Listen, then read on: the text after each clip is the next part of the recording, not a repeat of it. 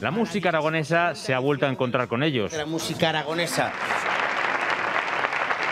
Con unos aplausos del público que también ha ovacionado a los protagonistas. Es un modo de que la moral esté arriba en el sector y por supuesto van a estar también ahí salas premiadas, la Asociación de Salas Aragón en Vivo y también por supuesto la plataforma multisectorial de la música. Plataforma intersectorial de la música sigue poniendo sobre el escenario aquello por lo que han sido premiados, programación. Hará falta que vosotros nos deis el último empujón, que es llenando esos conciertos, igual que hoy llenáis esta sala y como esperamos que llenéis todos los conciertos que se programan en todos los sitios. En unos premios entregados en el Bajo Aragón, la alcañizana Ana Jou se ha llevado el de mejor solista. Yo no tendría la savia que tengo si no fuera porque bebe de las raíces y de la tierra aragonesa. Muchas gracias. Y la alcorizana Isabel Marco el de mejor canción por Desde el Cristal. Quiero dedicarle este premio a alguien que me ayudó mucho en vida y que, bueno, no está aquí. Para Joaquín Carbonell.